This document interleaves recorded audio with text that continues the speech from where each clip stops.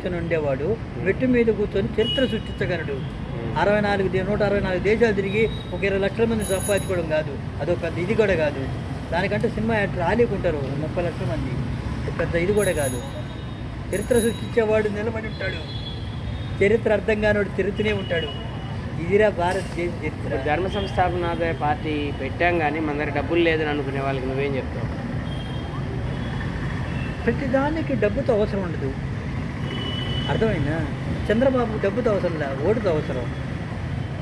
నా ఆలోచనకు అడుగే అవసరం. ఫాలోవర్స్ కోసం దేశాలు తిరగడం నీకు అవసరం. ఇది నీ చరిత్ర. ఇందులో ఈ మూడిట్లో ఎవరు గొప్ప నువ్వు ఆలోచించు. అర్థమైందా? అంటే ఈరోజు సమాజంలో డబ్బులు ఉంటేనే జనం చూస్తారు అని అనుకుంటున్నారు కదా. డబ్బు ఉంటే చూస్తారు అంటారు. కోట్లు ఉందండి, పోయిన ప్రాణం తీసుకురాగలిగారా? అంబానీ పెట్టాడా, గాంధీ పెట్టాడా? ప్రభుత్వాల్లో పెట్టుబడి పెట్టి అంబానీ పెట్టాడా, తెల్ల దొరల తరందింగిన గాంధీ పెట్టాడా? పార్టీ అంతర్జాతీయ పార్టీ.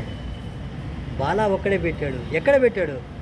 ఆంధ్రప్రదేశ్లో 13 జిల్లాల్లో, ఈ నెల్లూరు జిల్లాలో, నెల్లూరులో సిటీలో మెట్టు మీద కూర్చొని. ఇది మా చరిత్ర. మెట్ల మీద కూర్చొని అంతే కదా. ఎక్కడ కూర్చోవున్నా మనం? నేనే అబద్ధం చెప్పటం లేదే. నువ్వు చరిత్ర తిరగ రాసుకో. బాలా వెనకే ఉంటారు, బాలా ముందర ఎవరు ఉండరు.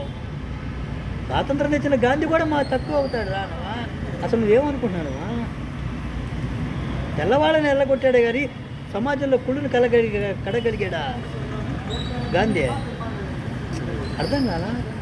అంబానీ ప్రభుత్వాల్లో పెట్టుబడి పెట్టగలిగాడు కానీ ఒక అవినీతిని ఎక్కడ నిర్మూలించిన చరిత్ర ఉందా? బాలాతో ప్రారంభమవుద్ది, బాలానే వాళ్ళని ముగిస్తాడు, బాలానే ఓ చరిత్ర సృష్టిస్తాడు. ఇది బాల చరిత్ర అంటే. ఒక 20 లక్షల మందో 30 లక్షల మందో చెప్పుకోవడానికి దుర్యోధనులకు ఉన్నారు 100 మంది అన్నదమ్ములని. ప్రయోజనం? ధర్మం తెలిసిన 5గురు చాలు పంచ ప్రాణాలు తీయడానికి. పంచ ప్రాణాలు కాదు, ప్రపంచ ప్రాణాలు తీయడానికి. ఆ 5 ప్రాణాలు బాలా అయ్యాడు.